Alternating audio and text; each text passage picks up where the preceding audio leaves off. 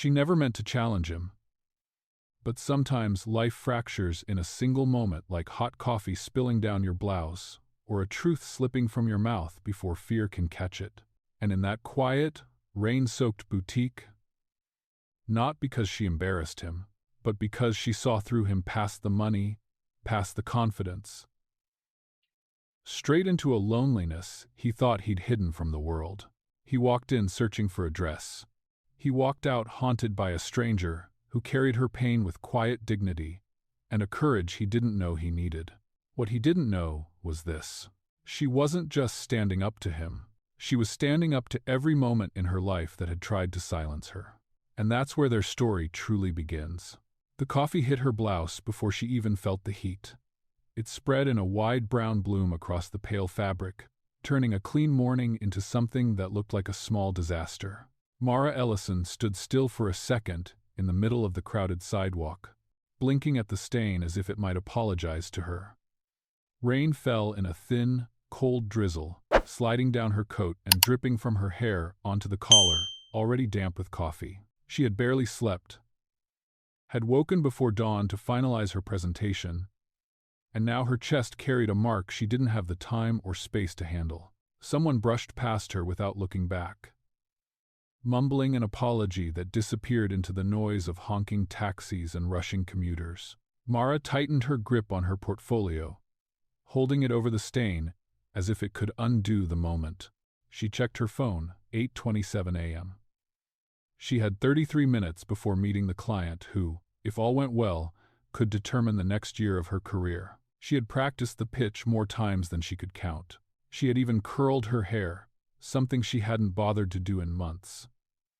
And now, she looked like she'd lost a fight with a cheap gas station latte. She exhaled slowly, breath fogging in the chilly air, and began weaving through the crowd, scanning storefronts for any place with a restroom. A cafe? Too packed. A pharmacy? Still closed. Her pulse quickened with each passing second. She could already hear her team asking where she was. Already imagine herself walking into the conference room with a stained blouse and a smile too tight to hide the embarrassment. Then she saw it. A boutique with tall glass windows, framed in brushed gold trim. Inside, spotlights glowed warmly over mannequins dressed in elegant clothing she would never buy for herself. The kind of store where even the silence felt curated. Mara hesitated on the sidewalk, rain gathering at the tips of her hair before slipping down her cheeks like cold fingers. She didn't belong somewhere like this, not dressed like this, not carrying the weight she carried. But she had run out of options, and she couldn't walk into her meeting looking like a mess. She pushed through the heavy door, greeted by a burst of warmth scented with wood, perfume, and expensive fabric. The marble floor gleamed under soft lighting, music played low, almost indistinguishable from the hum of the heating vents. Mara's shoes squeaked slightly against the tiles, a reminder of the rain she had dragged in with her. For a moment, she felt painfully visible, a woman in a damp coat and stained shirt amid elegance she hadn't touched since her early married years. A sales associate approached a woman with sleek hair and a dress that fit so well it had to be tailored. Her smile was polite, thin as tracing paper. Before the woman could say anything, Mara lifted her portfolio in a small, apologetic motion. "I'm so sorry," she said. "I had an accident with my coffee. Is there any chance I could use your restroom for a moment?" The associate's eyes flicked to the stain, then back to Mara's face. Something close to polite discomfort crossed her features. Still, she gestured toward the back of the store. "Through the dressing rooms," she said. "Last door on your left." Relief washed through Mara. She thanked the woman and walked deeper into the boutique, trying not to drip on anything that looked more expensive than her entire weekly grocery budget. She passed displays of dresses folded like artwork and jackets that looked too soft to touch. Her reflection appeared in every polished surface, hair frizzed by the drizzle, cheeks flushed, blouse ruined. She had almost reached the dressing area when she slowed. A man stood near a rack of evening wear, holding a red dress between two fingers, as if he was deciding whether it was worth his time. His voice carried easily across the quiet space. "No, that one's too simple," he said. "She deserves something bold, something unforgettable." The sales associate next to him nodded eagerly, her posture practically glowing with admiration. "It's a wonderful choice, Mr. Rowan," she said. "Very generous." Mara meant to keep walking. She truly did. But the man lifted the red dress again, and in the bright boutique lighting it looked like a costume, low neckline, barely their hem. "She's your assistant?" the associate asked. He nodded. "A thank you for her hard work this quarter." Mara stopped. Her fingers curled slightly against her portfolio. She had worked under men like him before, men who thought their attention was a gift. Men who didn't understand the quiet pressure they placed on women below them. She had once swallowed her discomfort to keep the peace. She wasn't sure she could do that anymore. Her heart beat faster. She tried to walk away. She really did. But the memory of her younger self, the woman who had bitten her tongue for the sake of stability, for the sake of a marriage already thinning at the edges, rose like a tide. Before she could stop herself, her voice cut through the air. "That's not an appropriate gift for an employee." She heard the words before she fully realized she'd spoken them. The sales associate stiffened. The man turned, slowly, like a person unaccustomed to being challenged. His eyes cool gray. Assessing landed on her with a mild, contained surprise, as if he were not used to strangers interrupting his morning.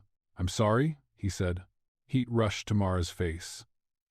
But something kept her there, something old and small and tired of being quiet. "That dress," she said, nodding toward it. "I don't think it says professional appreciation." The man raised an eyebrow. "And what exactly does it say?" Her throat tightened. She felt the stain on her blouse again, hot even though it had cooled. She felt the weight of years alone. She felt the ache of wanting to start over and fearing she already looked foolish. "It says complication," she replied softly. "For someone who works for you." The boutique felt suddenly still, as if the entire room leaned closer. Mara hated the tremor she heard in her own voice. Was it because of him, or because of everything she'd swallowed for so long? The man watched her, expression unreadable. Rain tapped softly against the window behind him, reflecting the stain on her blouse like a bruise she couldn't hide. And she wondered, with a mix of fear and something she couldn't yet name, why she had spoken at all and why her voice refused to steady now. He turned toward her slowly, like a man unaccustomed to hearing the word no. His posture shifted first, shoulders tightening beneath a charcoal coat, hand still holding the corner of the red dress as if frozen between motions. Mara felt her pulse jump, though she kept her chin lifted, refusing to step back. Rain slid down the windows behind her, soft but insistent, tapping like a reminder that she shouldn't even be here. The man, Caleb Rowan, she'd later learn, studied her with a calm that wasn't calm at all. It felt like standing beneath a storm someone else controlled. His gaze traveled briefly to the stain on her blouse, then to the portfolio clutched against her ribs, then back up to her eyes, as if cataloging the shape of her morning in one long sweep. "You don't know the situation," he said. "No," she replied quietly, "but I know what that dress implies." He blinked once, not slowly, not quickly, just enough for her to see the offense rising. "That's not what I said. It's what you suggested." Her jaw locked. She could feel the warmth of the coffee stain spreading cold across her skin. She didn't want to argue. She needed to be drying her blouse, preparing for her meeting. Not sparring with a stranger in a boutique that made her feel like both a trespasser and an eyesore. But something about the way he stood certain, insulated, pressed an old bruise inside her chest. "I'm suggesting," she said, choosing each word carefully, "that a gift like that, from a boss to an employee, puts her in a difficult position." His eyes narrowed just a fraction. A shift so subtle she wondered if she had imagined it. "And you're an expert on workplace dynamics?" She felt the sting before she could brace for it. On another morning, in another year of her life, she might have dropped her gaze and walked away. But the years since her husband's death had stripped some layers and hardened others. She was tired of being spoken to as if she were small. "I've had enough experience," she said, "to know the difference between appreciation and pressure." A muscle tightened along his jaw. The sales associate looked between them, her eyes darting nervously, but neither of them noticed her enough to offer an out. Caleb took a slow breath, the kind that signaled someone reassessing their opponent. "You don't seem to understand how business works," he said. "Some people go above and beyond. They earn gestures of gratitude. And some gestures," she answered, "say more about the person giving them than the person receiving them." The air thickened between them. Mara could hear her heartbeat in her ears. She didn't know why she kept pushing. It was reckless, unnecessary. But his words carried an undertone she recognized too well, a tone that had lived in boardrooms where she'd once presented ideas that were praised. Only when repeated by someone with a deeper voice, a higher salary, a wedding band still warm on their hand.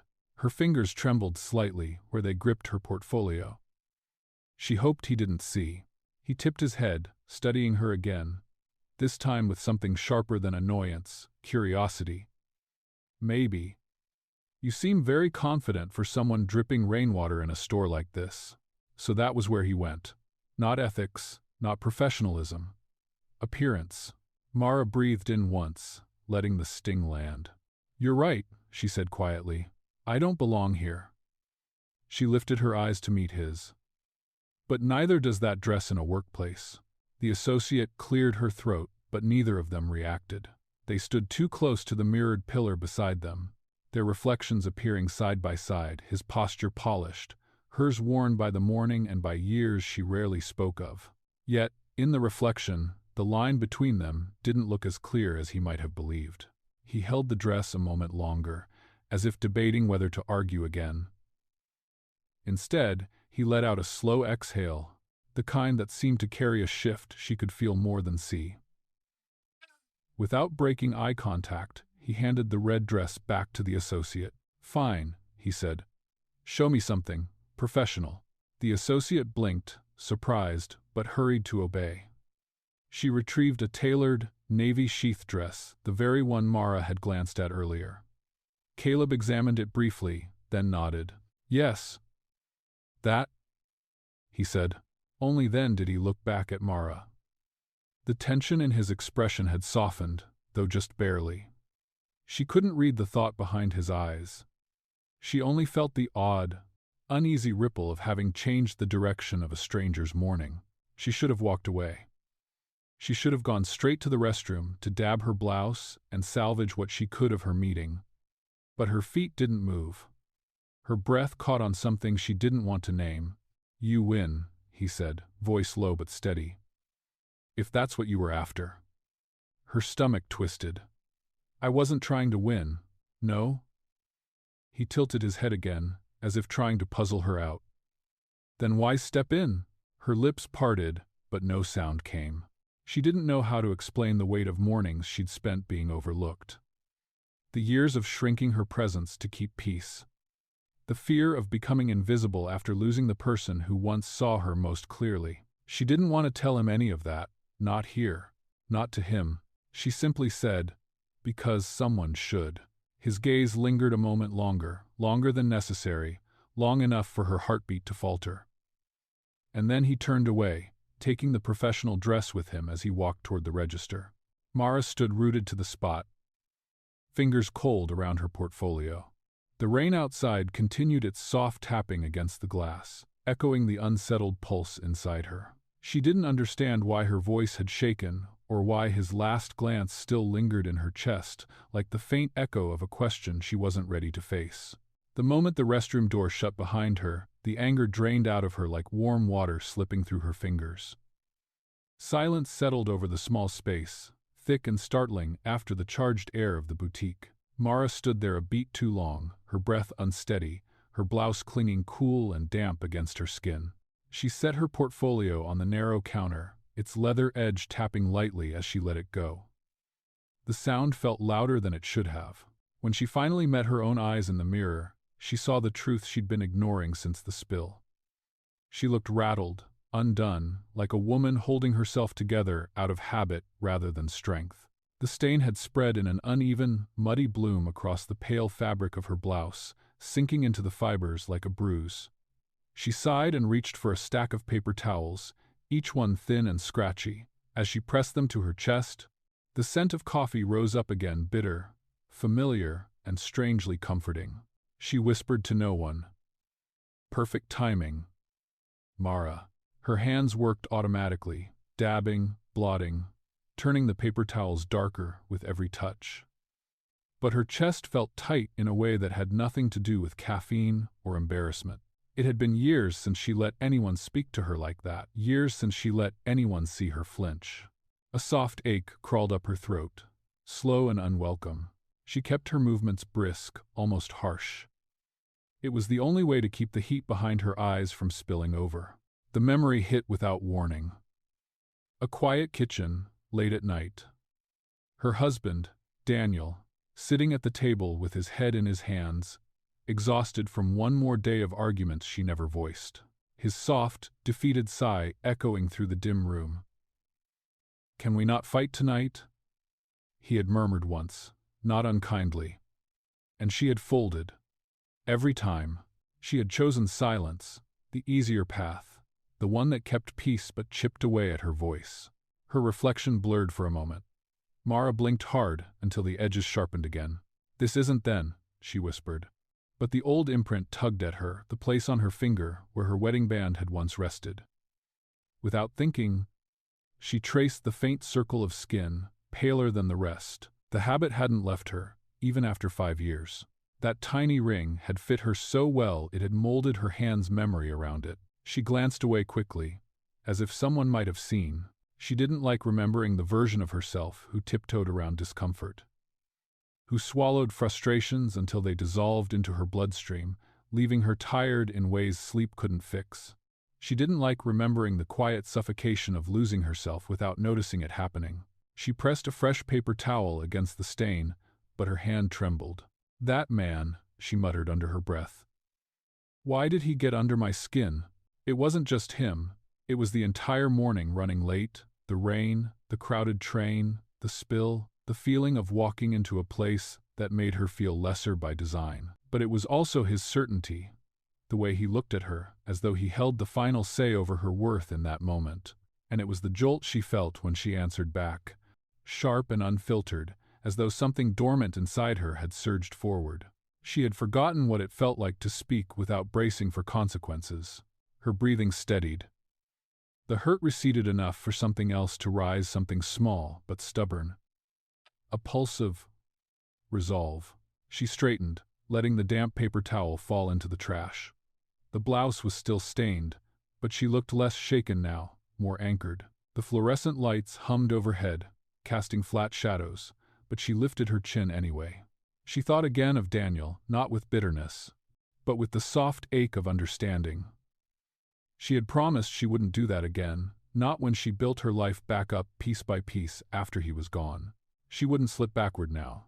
Her fingertips brushed the faint band mark one more time, but this time she let her hand drop. There were parts of her past she couldn't erase, but she could refuse to let them shrink her.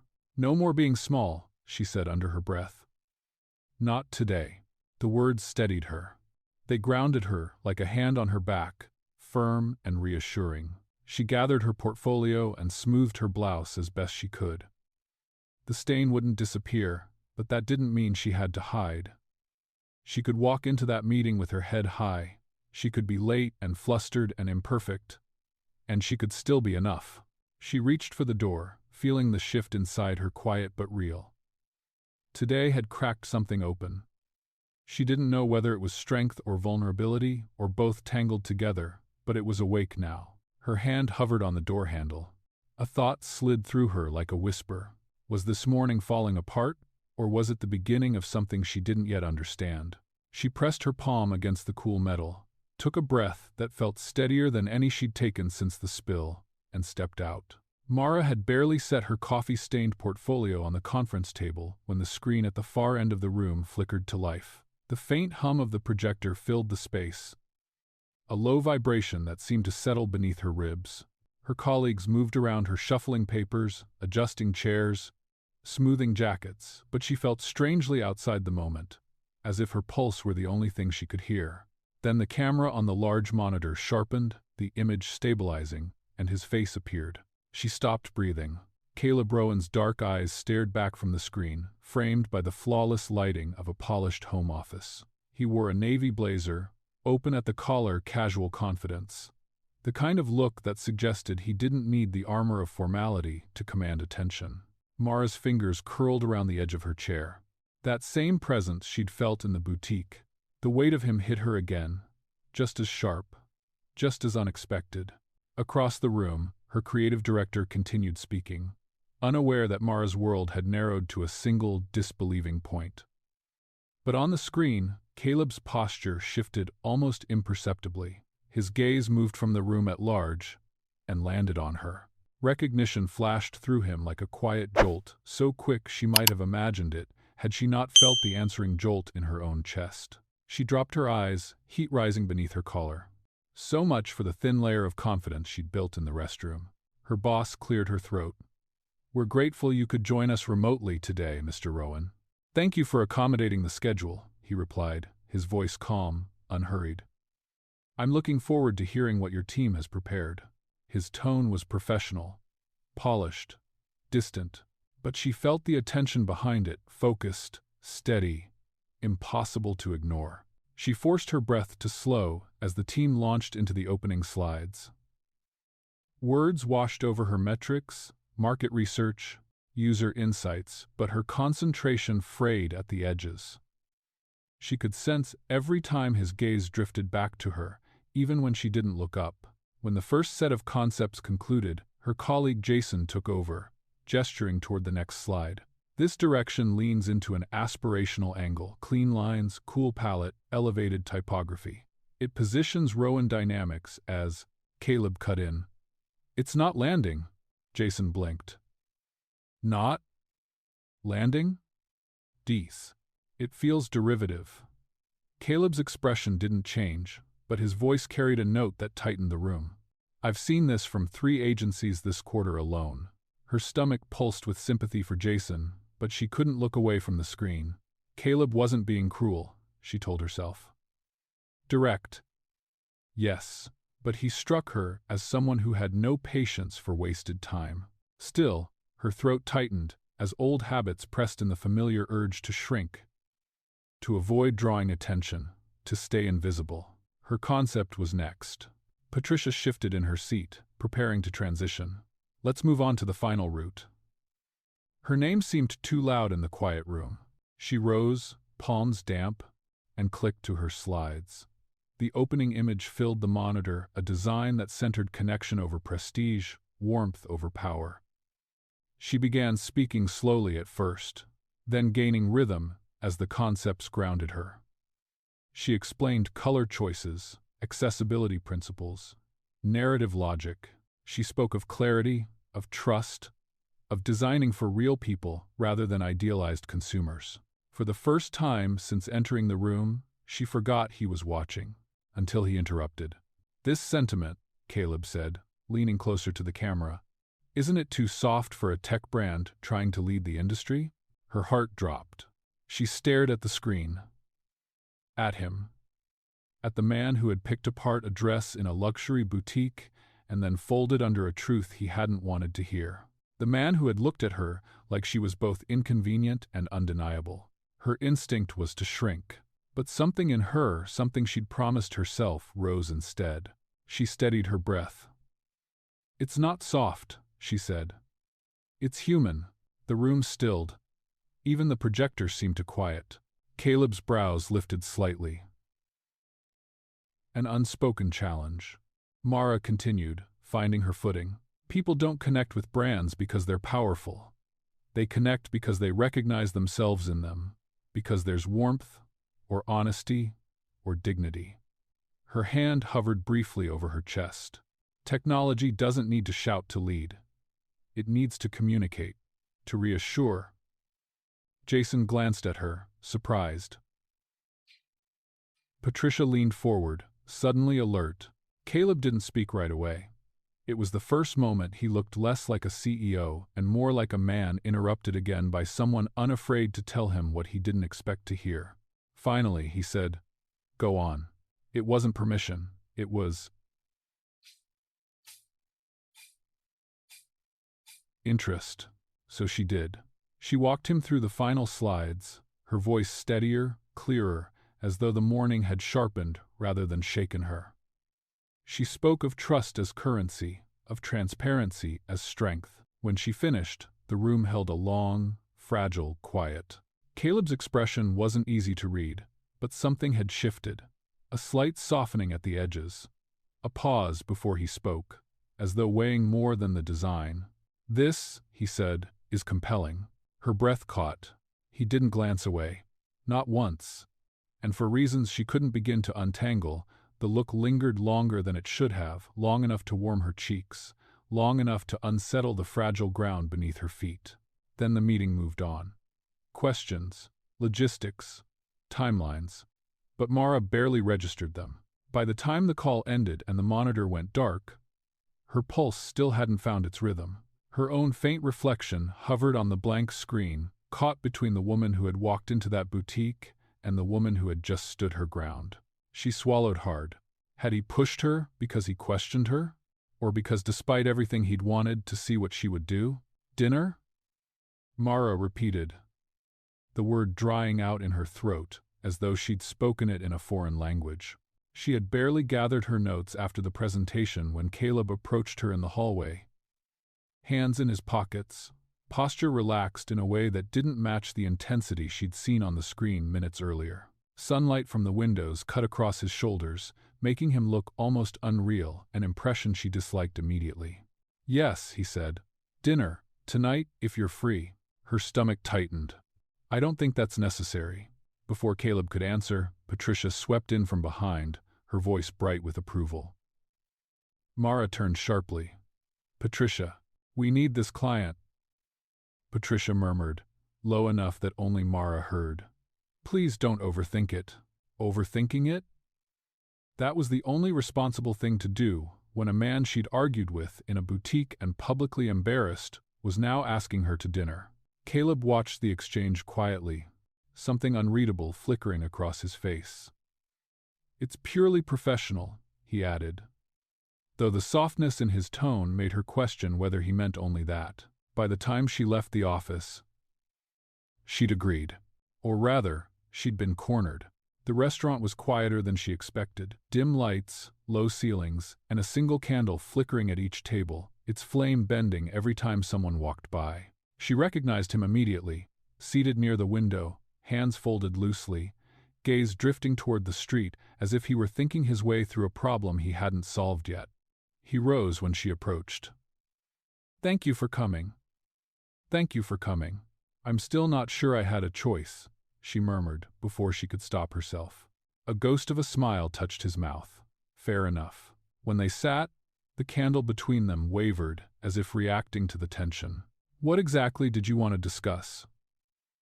she asked, once the waiter stepped away. He didn't answer right away.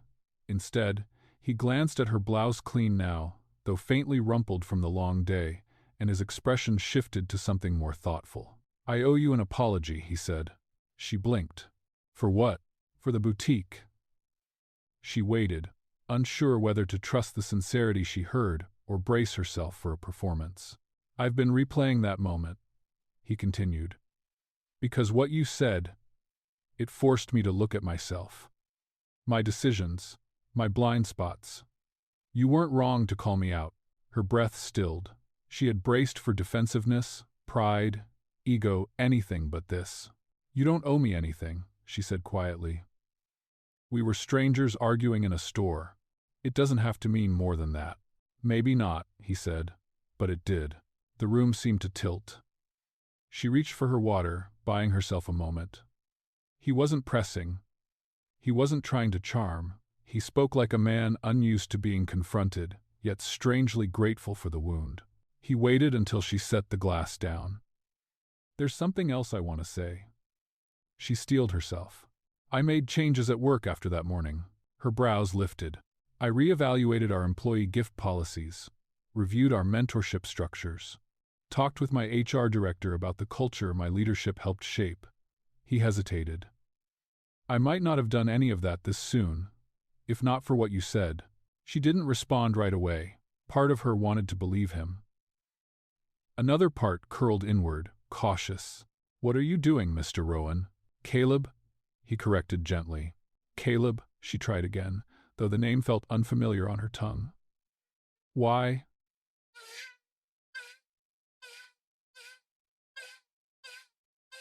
"Why tell me all this?" His gaze lowered to the candle, its flame reflected in the sheen of the table. "Because it's the truth. And because I wanted you to know, I listened." It struck her unexpectedly, the sincerity in the quiet way he spoke, without theatrics or defense. Her late husband had apologized rarely, and when he had, there'd always been a condition wrapped around it. But Caleb's words felt unpolished, unguarded. It unsettled her more than arrogance ever could. The first course arrived salmon for him, a modest salad for her. They ate in silence at first, letting the tension settle. She expected him to shift toward business soon. Instead, halfway through the meal, he set his fork down and looked at her directly. "There's something else," he said. "Something not strictly professional." She stiffened. He exhaled, almost a laugh, though without amusement. "I'm out of practice with this." "With what?" "With being honest about what I want." His gaze held hers steadily. "I haven't been able to get you out of my mind since that morning." Her breath caught. The candle flickered between them, its light trembling across his face. "That's not something I planned to say," he went on. "But after today, after seeing you defend your work with that conviction, pretending otherwise felt dishonest." Mara's heart beat once, twice too loud. "Too present, Caleb," she whispered. "You don't know me." "I'd like to," he said simply. The sincerity in his voice stung more sharply than any flirtation. She felt suddenly exposed, as if a door she'd kept locked for years had cracked open with one push. She sat back slightly, fingers curling around the stem of her glass. "I shouldn't feel anything about this," she murmured. "I barely know you. This could be anything," he nodded, accepting the edge in her tone. "It could. And I won't push beyond whatever you're comfortable with." But she didn't miss the quiet hope behind his restraint. The waiter cleared the plates. The candle flame stretched, then settled. For a moment, neither spoke. She should have ended the evening. Should have walked away, thanked him, closed the chapter cleanly. But instead, against every instinct that had once protected her heart, she found herself wondering why she wanted to stay. Why the thought of leaving felt like stepping away from something unspoken. Why the warmth beneath her ribs frightened her more than the spill of coffee that morning. He listened. Truly listened. She wasn't used to that. The first time it happened was over coffee 2 mornings after their dinner. They met at a quiet shop on Elm Street because it sat halfway between her apartment and his office, a detail he'd noted without making a point of it. Mara arrived early, expecting to regret agreeing to meet again. But Caleb walked in with the kind of tired eyes she recognized too well. Eyes that had stayed awake longer than they should have, thinking about things that didn't let go easily. He settled across from her with a soft, almost unsure smile. "I'm glad you came." She intended to keep the walls up. She really did. But then he asked a simple question. "How's your morning going?" And actually waited for the answer. Not the polite version, the real one. She told him she'd spilled oatmeal on her sleeve at home, that she'd slept poorly, that she was already behind on a project. He listened as if every detail mattered, as if her day was not just noise in someone else's schedule. The way he leaned in slightly, hands wrapped around his cup, made her feel seen in a way she hadn't expected. After that morning, they fell into a rhythm that surprised them both. Sometimes they met for a walk near the river, sometimes lunch on a bench outside the agency, wind tugging at napkins and hair alike.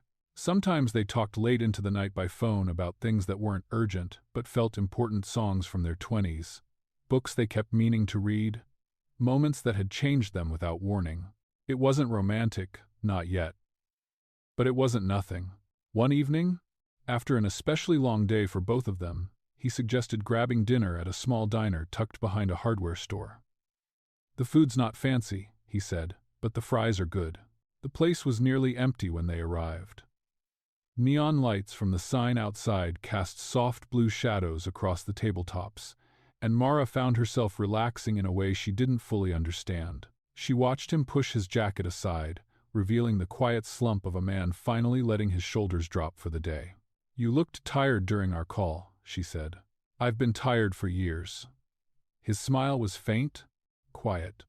Mostly because it's easier to stay in motion than to stop long enough to feel anything. She tilted her head. "That sounds lonely." "It is." He didn't flinch or soften the truth. He just said it, the way someone might hold out a hand. "People assume I have everything I want. But success is loud. And companionship, real companionship, is quiet. I've missed the quiet." Her breath caught.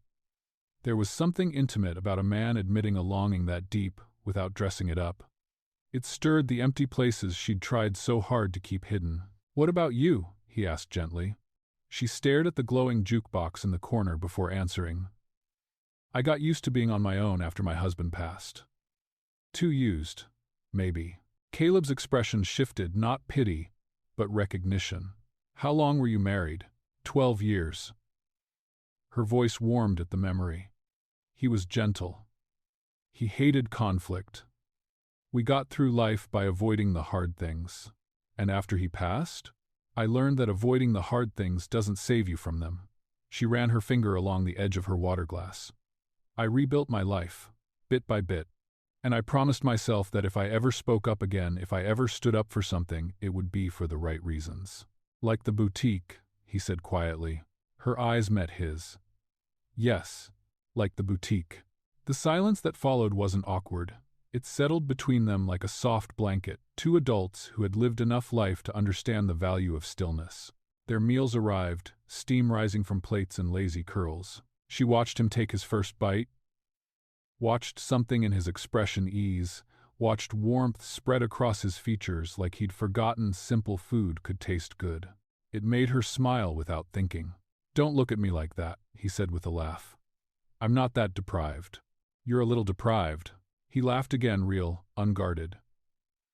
She hadn't expected him to laugh that way. It tugged something open in her chest. They talked for so long the staff began closing up, stacking chairs on tables. When they finally stepped outside, night air brushed cool against her cheeks. The parking lot was lit only by a single street lamp, its light catching in small puddles left by an earlier rain. They walked in silence at first, a peaceful silence, a curious silence. And then the moment she didn't anticipate, their hands brushed. Just that. Not a grasp. Not a reaching. Only the brief, barest meeting of skin against skin. But the jolt of it stopped her breath. He didn't apologize. He didn't make it a moment. He let the air settle around them, as if aware of how fragile the space was. "I'm not sure what this is," she whispered. "I'm not asking you to know." His voice was low, almost rough. "I'm only asking if you feel it." The wind rustled through the trees across the parking lot. A distant car rolled by. Somewhere inside her, a door she had kept shut for years shifted on its hinges. She didn't answer. Couldn't. Not yet. But the way her pulse fluttered told her the truth she wasn't ready to say aloud. Was she ready for life to change again? She wasn't sure. But as she stood there beneath the dim glow of the street lamp, his hand resting just inches from hers, she knew that change, quiet, soft, patient, had already begun. She knew she didn't belong the moment the valet opened her door. The man's polite smile faltered just enough to sting, and Mara stepped out of Caleb's car with the uneasy grace of a woman walking into a room she had no map for. The Grand Hotel rose above her in a sweep of glass and gold, its entrance lit bright as a stage. People in gowns and tailored suits streamed inside, laughing with the smooth confidence of those accustomed to evenings like this. Her emerald dress, a loan from her friend Denise's closet, shimmered under the lights. It was beautiful. Too beautiful for her comfort, she thought.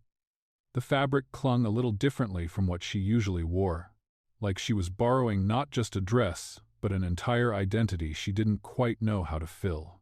Caleb approached her from the driver's side, offering his arm. "You look incredible," he said quietly. She wished those words didn't make her chest flutter. "I feel like a misplaced ornament," she murmured, his brow creased. "You don't need to impress anyone here." But that wasn't true, and they both knew it. Inside, the lobby buzzed with champagne glasses, glittering jewelry, and conversations that hovered in the air like expensive perfume. Mara let Caleb guide her through the entryway, but each step felt heavier. People recognized him instantly. Some nodded, some waved, some leaned in with eager smiles. Their eyes slid to her, curious and assessing, so this was the life he lived. The orbit he moved through with practiced ease. "Caleb, darling, it's been ages." A woman with silver blonde hair approached, dripping elegance. Her gaze drifted over Mara, lingering just long enough to sting before returning to Caleb. "This is Mara Ellison," he introduced, warm but controlled. "A friend." The woman offered a thin smile. "Lovely. You brought company." Mara heard the pause, felt it, as they walked farther into the ballroom. Whispers followed, soft but sharp enough to graze the skin. She caught fragments. Not his usual type. Must be the new one. After the divorce. Her shoulders tensed. Caleb didn't seem to notice, answering greetings, shaking hands. For him, this was routine. For her, it was survival in heels. A server passed by with champagne, and she accepted a glass mostly to have something to hold. The bubbles caught the chandelier light like tiny stars. She stared at them, willing her heart to settle. "Caleb Rowan," a voice boomed from behind. A man in a dark suit approached, confidence radiating from every step. Mara stiffened before she could stop herself. The man laughed, oblivious. "Oh, and the ex-wife? How's she handling everything these days? Still giving you hell?" Caleb's jaw tightened, but he managed a polite nod. Mara's breath hitched. His daughter, his ex-wife. Parts of his life she hadn't asked about, not yet, and certainly not parts she expected to be thrown into so carelessly by strangers. George finally noticed her. "And who is this?" "Mara," Caleb said, voice steady. But before he could finish, George grinned knowingly. "Ah. Got it. Well, Caleb always did have an eye for." Caleb cut him off sharply. "That's enough." George blinked, surprised, then moved on with a shrug. Mara's skin burned. She felt exposed, categorized, reduced to a whisper of gossip before the night had even begun. "Are you okay?" Caleb asked once George disappeared. She nodded too quickly. "Of course," but the truth pulsed beneath her ribs. She felt out of place, out of depth, out of herself. He led her toward a quieter corner where a pianist played near the wall, soft notes drifting through the crowd. She pretended to listen, but her thoughts twisted. Was this what being with him would look like? Navigating strangers' judgments, comparisons, assumptions? Becoming someone's whispered headline?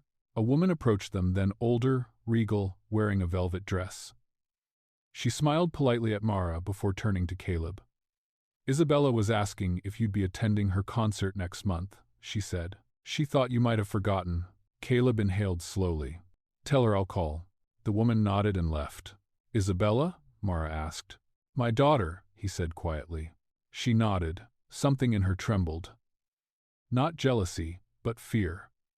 Fear of competing with a world she didn't understand. Fear of stepping into a life with too many moving parts, too many expectations, too many scars she didn't know how to read. He touched her elbow gently. "You don't have to stay long. If this is too much." "It's fine," she said, but her voice betrayed her.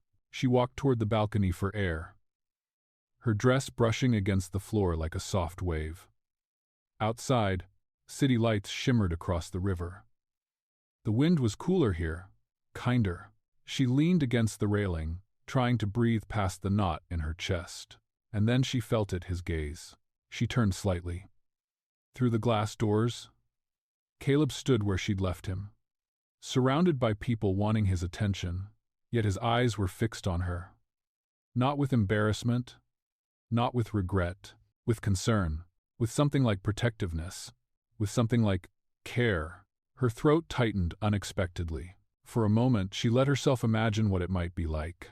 Being with someone who saw her first in a sea of people. Someone who would notice when she disappeared to the edges. Someone who would follow her not to control, not to impress others, but because he truly cared. But then the other truth crept in. This world wasn't built for her. Could she survive in it without shrinking again? Could she stay true to herself while standing beside a man like him? She didn't have the answer. Not tonight.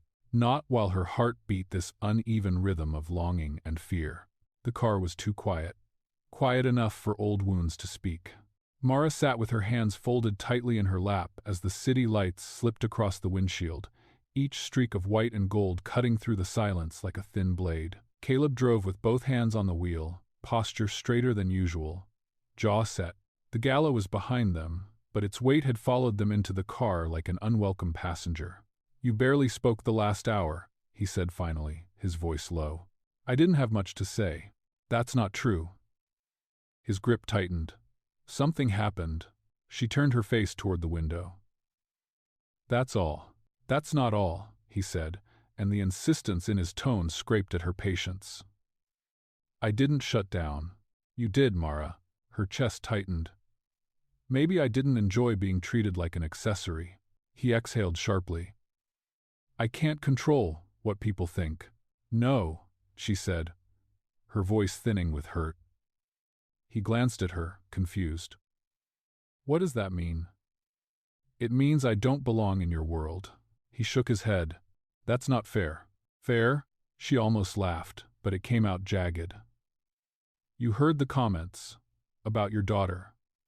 Your ex-wife. About me. I was invisible until someone assumed they knew what I was to you. That's their ignorance, not yours." It still landed on me. The car rolled to a red light. The glow washed over the interior, tinting everything in a muted red haze. He looked at her again, and this time the frustration was unmistakable. "Why do you assume the worst?" he asked quietly. Her breath caught. "Because that's exactly what scares me." He frowned, misunderstanding. "I don't." "You fix things," she said, her voice trembling, despite her effort to steady it. "With resources, with power, with access. That's your instinct, and I appreciate it.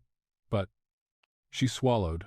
"I lived 12 years with a man who soothed every conflict by offering me what he thought I needed, instead of listening to what I actually felt.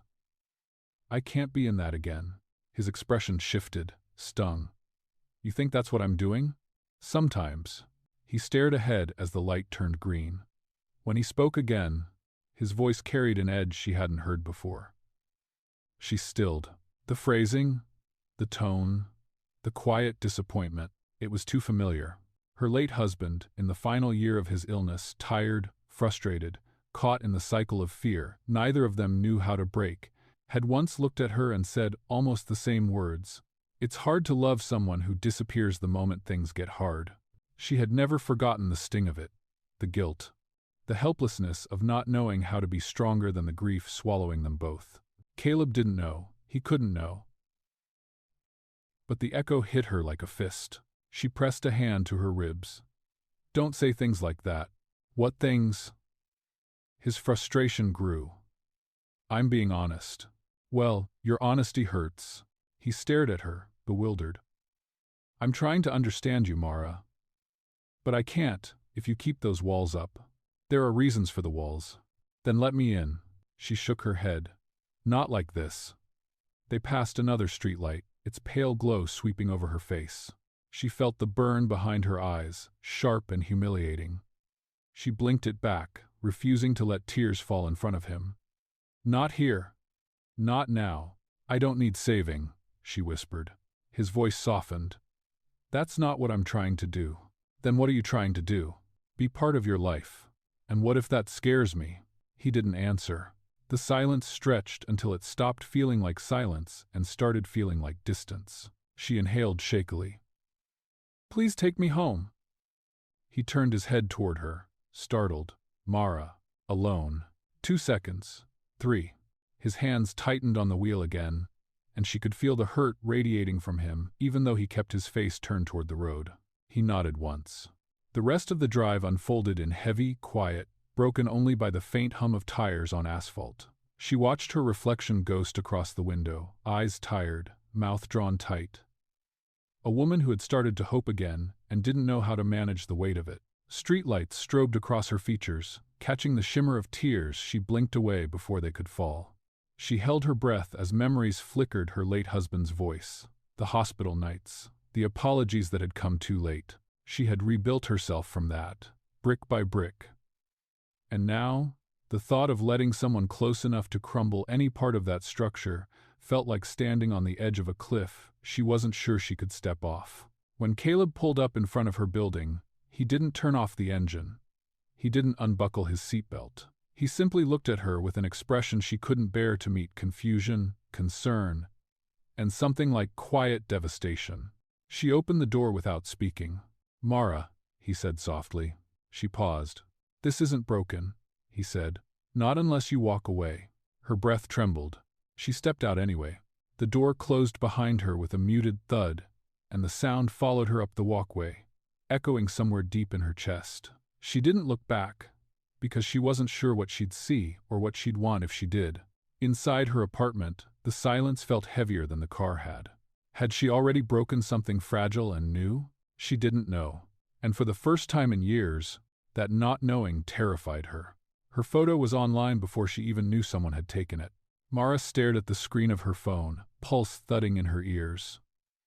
It was a business article, some glossy magazine she'd never read, profiling Caleb Rowan's philanthropic initiatives and recent public appearance at the gala. Most of it featured his accomplishments, quotes from investors, a list of partnerships. But right there, halfway down the page, was a photo of him standing beside her on the balcony. Her emerald dress catching the light, his gaze angled toward her, and a caption that felt like a slap. "Caleb Rowan, seen with mystery woman at charity gala new romance?" Her stomach dropped. She scrolled. The comments were worse. Another young one, predictable.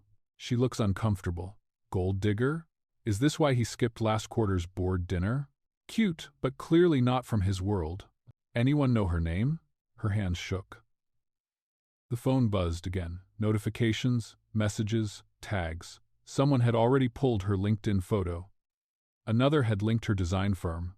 A stranger commented on her blouse from the boutique photo the article had dredged up. Faces she didn't know, lives she'd never touched, were dissecting her existence like she was a footnote to a richer, more important story. She placed the phone face down on the table, but it kept vibrating, rattling faintly against the wood like a trapped insect. Her kitchen felt too small, too bright.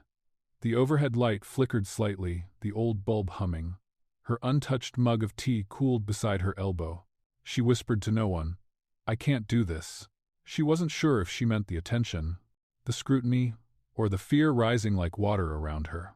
She lifted the phone again, hoping it had all disappeared. It hadn't. Another headline. Another repost. Someone had started a thread discussing her clothes, her age, her plain background. Someone else speculated she was taking advantage of Caleb's generosity. Another asked if she was the reason he and his daughter were still strained. Her breath faltered. She wasn't just being misjudged, she was being rewritten, and in that rewriting, she was once again defined by a man. Her late husband's shadow flickered at the edges of her thoughts. After he'd passed, people had treated her like half of a broken pair. Sympathetic smiles, soft voices, well-meaning comments that reduced her to the widow instead of a whole person carrying her own dreams. She had worked hard, years of hard, to rebuild a sense of self that belonged to her alone. Now it felt as though that sense of self had been snatched back out of her hands. She tried to breathe, tried to remind herself she'd survived worse. But the noise wouldn't stop. Her phone kept blinking, buzzing, vibrating. She finally turned it off, but the silence that followed didn't calm her. It pressed against her ribs like a weight. Her mind spiraled. Was this what being with Caleb meant? Was this the price of stepping into his orbit, losing control of her name, her image, her identity? Becoming a character in someone else's narrative again? Her chest tightened so sharply she had to brace her hands on the table. A soft knock startled her so badly she flinched. She froze. then exhaled when she heard his voice, muffled through the door. Mara, can we talk? Caleb. She wasn't ready. She wasn't steady enough to see him, not with her insides trembling like this. He knocked again. I saw what happened. I came, as soon as I could. She closed her eyes. She could hear the worry in his voice, the sincerity, the part of him that had softened in ways she hadn't expected. He didn't deserve the anger or fear she felt. He hadn't posted the photos. He hadn't asked for headlines. But he was the reason they existed. I think we need space, she said, forcing her voice to carry through the door. A pause. She stepped closer, but not enough to touch the handle. Not tonight. Mara, this isn't something you can fix. Her voice broke on the last word. She hated that. I'm not trying to fix it, his tone gentled. I just want to be here. With you. Whatever you need. She shook her head even though he couldn't see. I don't know what I need. That's okay. We can figure it out. No. The word cut out of her like a piece of her own breath. That's the problem. I need to figure it out myself. Without being pulled into your world before I'm ready. Silence. Then softer. Are you breaking things off? Are you breaking things off? Her throat tightened painfully. I don't know. I need space to breathe. There were 1,000 things she wanted to tell him that he hadn't done anything wrong, that the world around him frightened her more than he did, that she wasn't leaving because she wanted to, but because she didn't know how to stay without losing pieces of herself. But the words tangled, too large for her exhausted voice. After a long stretch of quiet, he spoke again. I'll give you space, but I'm not going anywhere. She felt something twist inside her, a mix of relief and dread. Footsteps receded. A door downstairs opened and closed. She leaned her forehead against the cool wood of her own door, breathing in trembling pulls of air. The kitchen behind her sat still, the cold tea untouched, the phone dark but heavy with the chaos it carried. Was this growth choosing herself first, protecting her identity? Or was this fear winning again, pulling her away before she risked being hurt? She didn't know. And uncertainty, she realized, was its own kind of ache. The quiet of her apartment felt heavier without him in it. For days, Mara moved through the rooms like someone carrying invisible weight. She watered her plants. She folded laundry. She replied to emails, sketched design drafts, and attended meetings with her camera off. Everything functioned. Nothing felt alive. The silence wasn't peaceful the way it used to be. It echoed. 2 weeks passed like that, slow, muted, strangely shapeless. Caleb didn't call. He didn't text. He'd kept his word about giving her space, and somehow that hurt more than if he had reached out. His absence was gentle, respectful, and it pressed into her ribs like a reminder of what she'd walked away from. She tried to bury herself in work. Her agency was preparing proposals for 3 new clients, and she volunteered for extra tasks. She stayed late most days, her desk lamp casting a tired glow over stacks of color swatches and typography notes. But even productivity felt thin. On the 10th night, she sat in her apartment with her laptop open, staring at a design file she couldn't bring herself to finish. The clock ticked softly above the stove. Outside, neighbors' voices drifted faintly through the wall. Someone laughing, someone closing a door. It made her feel painfully aware of how alone she was. She finally shut the laptop with a quiet click. The next afternoon, Denise showed up without warning, knocking twice before letting herself in. She carried 2 containers of soup, threatening to leave if Mara didn't sit down and eat. Mara obeyed, mostly out of habit. You look awful, Denise said gently, not unkindly. I'm fine. You are many things, Denise countered. But you are not fine. Mara tried to smile, but it cracked halfway. It's complicated. It doesn't have to be. Denise leaned forward. You like him. He likes you. And instead of talking it through, you bolted. I didn't bolt. Denise raised a brow. Mara looked away. Did you need it, or did fear need it? Heat pricked behind Mara's eyes. You didn't see what happened online. Those comments, those headlines. I was reduced to someone's date, someone's accessory, someone's mistake. You're not a mistake, Denise said firmly. Mara swallowed hard. It felt like the world decided it owned a piece of me. And he didn't? She shook her head. Caleb didn't ask for any of that. He tried to help. He just didn't know how loud his world is. And instead of teaching him, Denise said softly, "You shut the door." Mara closed her eyes. Denise's words were tender, not accusatory, but they found the bruise anyway. "I'm tired of being defined by the men in my life," she whispered. "First as a wife, then as a widow, and now as whatever the internet thinks I am." "Then redefine yourself," Denise said. "But don't confuse reclaiming your story with cutting someone out who genuinely cares for you." The words lingered long after Denise left. That evening, Mara lit a candle on the small table near her window. She sat with her notebook open, pen hovering above the page. She hadn't written anything personal in years, not since her husband's illness, when journaling had hurt too much. Slowly, almost without thinking, she began. The first sentences came out stiff, detached. Then something in her loosened. She wrote about dignity, what it meant to feel stripped of it, and what it meant to regain it. She wrote about grief, how it reshapes a person's sense of self long after the first condolences fade. She wrote about the ache of loving someone whose world didn't match her own, and the pressure to bend herself into shapes that fit other people's expectations. Her handwriting grew steadier as thoughts poured onto the page. She didn't name Caleb, but she wrote the truth of what he represented. The possibility of beginning again. The terrifying vulnerability of choosing connection after years of self-protection. At some point, she moved from paper to her laptop, typing with more urgency than she felt in weeks. The glow of the screen softened the shadows under her eyes. Neighborhood sounds faded into the background. She typed until her shoulders ached, until the tea beside her cooled to room temperature, until she felt something inside her shift. The essay wasn't perfect. It wasn't polished or professional. It was raw, honest, the closest she had come to her real voice in years. She reread it once, trembling slightly. This wasn't a press statement. It wasn't an explanation. It was a reclaiming, her narrative, her terms, her truth. She saved the document, staring at the title she'd typed, almost without realizing it. What dignity looks like when the world isn't watching. She sat back in her chair, exhaustion pulling at her, but a subtle steadiness rising underneath it. For the first time since the night of the gala, she felt air return to her lungs. She didn't know what she would do with the essay yet. Share it? Keep it private? Use it as a map for her next steps? What would happen when the world or one person in particular heard her truth? She didn't know.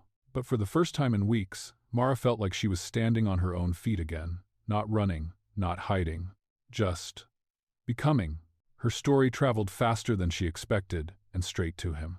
Mara realized it only when her phone began buzzing before she'd even finished breakfast. Email notifications. Social messages. A voicemail from an editor she didn't know. All of it, circling back to the same thing. The essay she'd submitted late the previous night had been published that morning and was spreading fast. She scrolled through comments with her breath held tight in her chest. Women thanked her for putting words to feelings they'd carried for years. Men wrote about wanting to be better partners. Someone shared it on a forum about grief. Someone else clipped a paragraph and turned it into a graphic. It was overwhelming, but not in the same way the gossip had been. This time, she wasn't being talked about. People were responding to her own voice. But then, in the corner of the screen, she saw a notification that made her throat close. Caleb Rowan has shared your essay. Her hands went still. He hadn't added commentary, just the link, just her words. An hour later, a hesitant knock sounded at her door. The sound was so soft she almost convinced herself she imagined it until it came again, careful but certain. She stood up too fast, nearly tipping her coffee mug, and walked toward the door with her heartbeat thudding unevenly. When she opened it, Caleb stood there. No suit. No polished confidence. Just jeans, a dark sweater, and eyes that carried weeks of exhaustion and something gentler beneath it. He didn't step in. He waited. "Can I talk to you?" he asked quietly. Mara swallowed. Are you here to argue? No, he said. I'm here to listen. That disarmed her more than anything else could have. She nodded and stepped aside. He entered slowly, as if afraid to disrupt the air. The apartment was warm with the scent of coffee and the candle she'd lit earlier. He looked around, not judging, not assessing, just taking in the space that reflected who she was. They sat on the couch, not touching. A few inches of air charged between them. For a moment, neither spoke. Caleb finally exhaled, rubbing his hands together like he didn't quite know where to start. I read your essay, twice. She nodded, unsure what to say. It was beautiful, he said. Hard, honest. He looked down, and I didn't realize how much you were carrying, how much my world, my presence was asking of you. She stared at her hands. I didn't write it for you. I know. His voice softened. But I'm glad I read it. It showed me things I should have seen sooner. Mara's throat ached. She kept her gaze lowered, afraid of what she might see if she looked into his eyes. I'm not here to pressure you, he said. Whatever you decide, I want it to be your choice. There was no grand gesture, no speech, just sincerity, quiet and steady. It made her chest hurt. She drew in a slow breath. Caleb, you didn't do anything wrong, not intentionally. But being with you, it put me back into old patterns I promised myself I'd never repeat. He nodded slowly. Shrinking, she closed her eyes. Yes. He leaned forward, forearms resting on his knees, gaze fixed on the floor. I never want to be the reason you become smaller. I want the opposite. His voice carried a weight she hadn't heard from him before: fear, humility, honesty without performance. Do you know what scared me the most? She asked quietly. What? That I might lose myself. That loving someone with your kind of power would erase me all over again. He lifted his head at that, pain flickering across his features.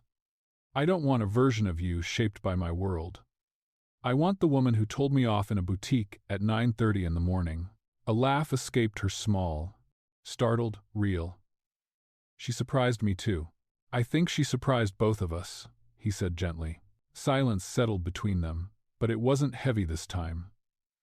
It felt like a pause between breaths. Mara finally looked at him, studying the faint lines at the corners of his eyes, the unguarded concern written across his face. She saw not the CEO, not the man from the articles, but the person who'd listened to her in late-night diners, who'd shared pieces of loneliness he tried so hard to hide. Caleb. I don't want to run anymore. His breath caught, but he didn't move closer. He waited. I just need to know, she said, that being with you won't mean disappearing. It won't. His voice didn't waver. But not because I promise perfection. Because I promise awareness, dialogue, and the space for you to stay you. Her chest tightened, but in a way that felt like release rather than constriction. She reached for his hand slowly, deliberately, and when her fingers touched his, he didn't grip back immediately. He let her decide the pressure, the closeness, the pace. She closed her hand around his. I choose you, she whispered. But on my terms. He nodded, swallowing hard, emotion darkening his eyes. Then I'll follow your lead. For the first time since everything fell apart, she believed him. They sat there, hands joined, the candle flickering on the coffee table, casting warm light over two people who had been bruised in different ways, but were truly trying to meet each other in the middle. There would be boundaries, conversations, growing pains, but there was also something new rising between them, a partnership that belonged to both. A question hovered in Mara's mind, tugging at the edges of her steadying breath. What would those boundaries look like now, between independence and intimacy, between two separate worlds, learning how to fit? She didn't have the answer yet, but she was finally brave enough to find out. Healing didn't look dramatic. It looked like two people learning small things about each other. The first morning, after they chose to begin again, Mara watched Caleb hesitate at the threshold of her kitchen like a man unsure of the rules in a new country. The sunlight coming through the blinds cut soft stripes across the counter, catching on the chipped ceramic mugs she'd owned for years. He picked one up slowly, studying the little crack along the handle as if it mattered. "Is this one safe?" he asked. She smiled, startled by the tenderness of the question. "I've been using it for 3 years. If it breaks today, we'll call it fate." He nodded, setting it carefully under the coffee maker as though honoring a ritual. It struck her, then, how easy it would be to mistake this softness for fragility, when in truth, it was a new kind of strength. They had agreed on boundaries the night before, sitting close but not touching until the words were clear. No financial rescues, no solving her life with shortcuts, no public appearances unless she wanted them, and no assumptions about the future. They would meet each other as equals, or not at all. The clarity steadied her more than she expected.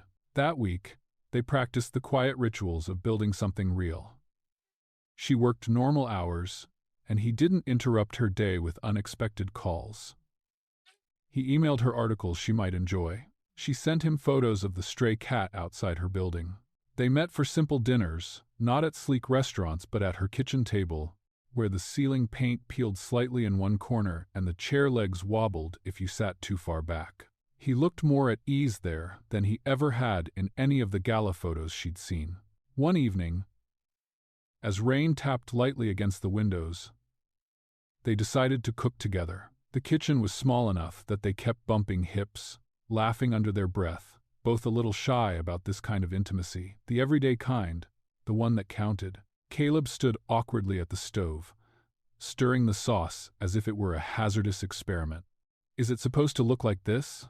"Like what?" she said, leaning over his shoulder. "Uneasy," he replied, squinting. She laughed softly. "It'll be fine. Just don't burn it. That feels like a lot of pressure. It's pasta sauce." He relaxed, and for a moment she saw something unguarded him, trying not to impress her, but to meet her where she lived. It made her chest warm in a way that reached deeper than romance.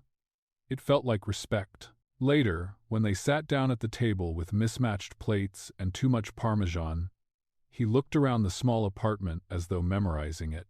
"I like it here," he said. She searched his face for irony, but there was none. "It's nothing fancy. It's real." She held his gaze a moment longer, hearing the truth behind his words. How much of his life had been curated, polished, public? No wonder he'd clung so tightly to control. No wonder softness startled him. As the days stretched into a gentle rhythm, she saw changes in him, not grand gestures, but quiet recalibrations. He reorganized his team, giving younger employees more say. He ended a mentoring program that had blurred lines between professionalism and favoritism. He drafted new guidelines for boundaries at work. When he told her about the changes, he didn't ask for praise. He simply said, "You made me think differently, and once I saw what needed fixing, I couldn't pretend it wasn't there." She felt something settle inside her: admiration, yes, but also relief. Change meant he wasn't expecting her to shape herself around his world. He was reshaping his world to be healthier, for everyone. 2 weeks later, he invited her to a small networking event, not formal, not publicized, just a gathering at a local gallery. She hesitated, fingers twisting lightly around the strap of her bag. "You don't have to go," he said gently. "I know," she inhaled. "But I want to try." At the gallery, the low hum of conversation pressed softly around them. Paintings lined the white walls, splashes of color that steadied her eyes when the room felt too bright. Caleb stayed close but not hovering, allowing her to move on her own terms. When someone asked how they knew each other, he didn't introduce her as anything but her name. "She's a designer," he said with quiet pride. "Her work has sharper edges than most people can handle." Mara glanced at him, surprised at the warmth threading through his voice. He wasn't showing her off, he was honoring her. Later, when a woman made a slightly condescending comment about dating powerful men, Mara stiffened, but Caleb stepped in gently, redirecting without aggression, giving her space to choose whether to respond or walk away. She met the woman's gaze, shrugged softly, and said, "Power means nothing if it can't be held with kindness." The woman blinked, unsure how to reply.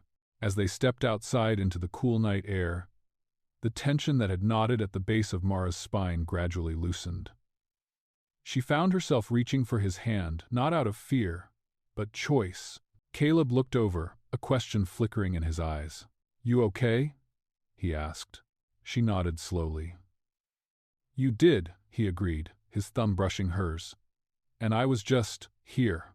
That's exactly what I needed." He didn't speak again, but his quiet exhale carried the weight of something like gratitude. They walked down the nearly empty street, their joined hands steady, their steps unhurried. The city noise faded behind them, replaced by the soft rhythm of their breathing and the hum of an evening that felt almost like belonging. And as the wind brushed lightly against her hair, a question whispered through her chest. Warm and wary all at once. Had she finally found a place she belonged, or was she simply finding it piece by piece? For the first time in years, the spotlight felt like hers. Mara realized it the moment she stepped into the converted warehouse gallery. The warm lights casting soft halos over the canvases and sculptures arranged with deliberate care. She paused just inside the entrance, letting the hum of voices settle into her nerves. It wasn't a loud event. Midlife artists didn't need loudness. They needed space, visibility, dignity, and tonight, she had helped give them that. Her hands trembled slightly as she straightened the small ID badge clipped to her dress. Not because she was afraid, but because she hadn't stood this fully in her own light for such a long time. The amber glow from the ceiling fixtures rested gently on her shoulders, as if acknowledging her presence. She moved through the room, greeting artists she'd spent months encouraging. A woman in her 50s clasped her hand, whispering, "I haven't shown my work in a decade. Thank you for this." The words struck deep. Brushing against old threads of her own history, the years she dimmed herself, the silence she had learned to accept. She breathed in slowly, letting the pride rise in her chest without apology. Near the back of the room, she spotted him.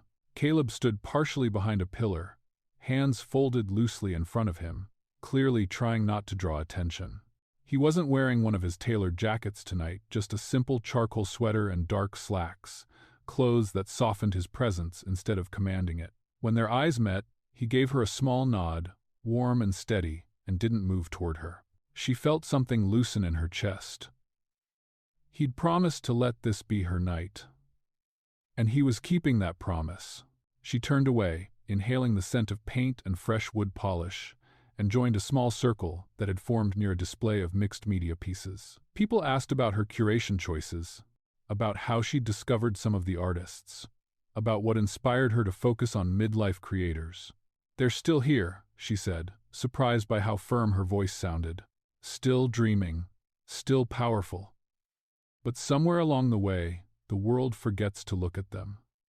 I wanted to create a place where they didn't have to shout to be heard." On the world, as she spoke, a warmth unfurled through her, quiet, grounded, undeniable. She felt centered, rooted in herself in a way she hadn't since before her husband's illness. The gallery lights reflected softly off the polished floor, echoing her steadiness back at her. Later, as the evening deepened, she stepped up to the small podium near the front. The microphone flickered to life with a gentle buzz. The room quieted, faces turning toward her. She gripped the sides of the podium lightly, letting her breath settle before she spoke. "Tonight isn't about reinvention," she said slowly. "It's about recognition. Of all the years you've carried stories inside you, of the courage it takes to share them now. This showcase exists because you kept creating, even when no one asked you to." Her voice didn't shake. It resonated. And for a moment, the room felt suspended, full of people who saw her not as an attachment to someone powerful, not as a widow trying to rebuild, but as a woman who had built something meaningful from her own hands. When the applause rose, she didn't shrink from it. After she stepped down, she found herself standing near a painting done by a former factory worker who'd returned to art after retirement.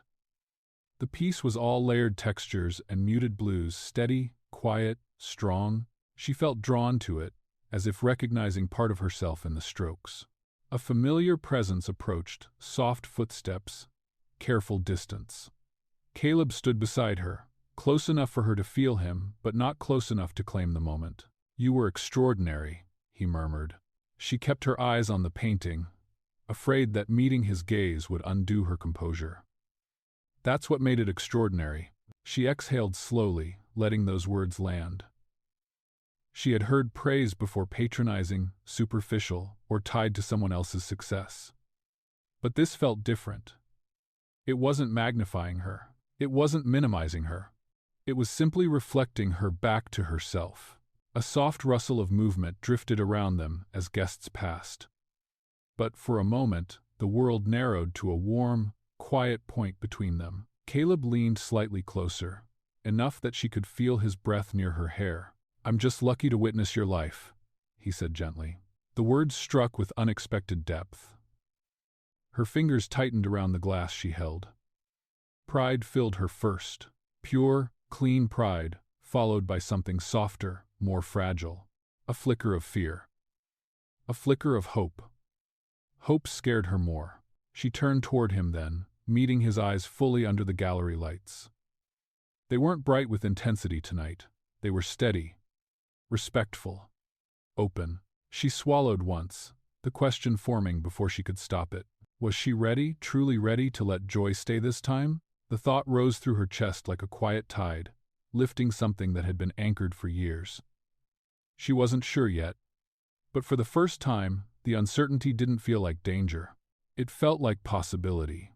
Their shadows blended on the wet pavement as they walked home. Mara noticed it first, the way the two silhouettes stretched long under the streetlights, merging whenever they stepped a little closer, parting when she drifted half a step ahead. The rain had stopped an hour ago, leaving the sidewalks glistening like brushed steel. She pulled her coat a little tighter around herself. Though the night was gentle, almost mild, Caleb walked beside her without speaking, matching his stride to hers, his hands tucked in his pockets like a man learning how not to reach too quickly. She felt the quiet settling between them, not the tense kind that came after arguments or misunderstandings.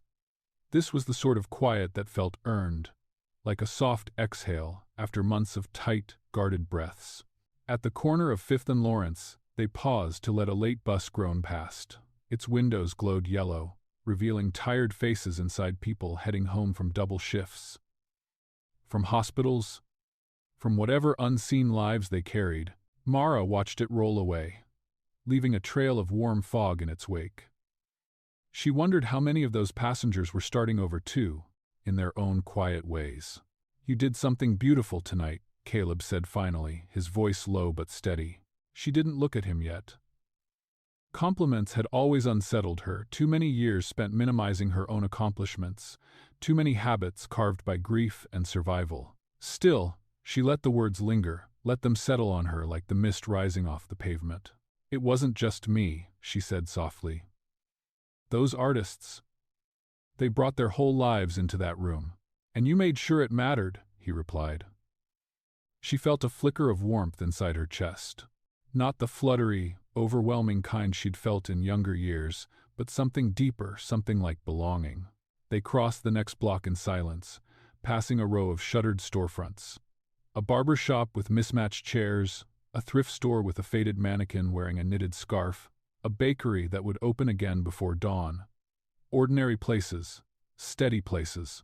She found herself grateful for the simplicity of the night. No gala lights, no articles online, no eyes watching her to see how she measured up. Just two adults walking through a city that didn't care who they were, only where they placed their next step. Outside her apartment building, the air smelled faintly of wet concrete and late-blooming roses from a neighbor's small garden.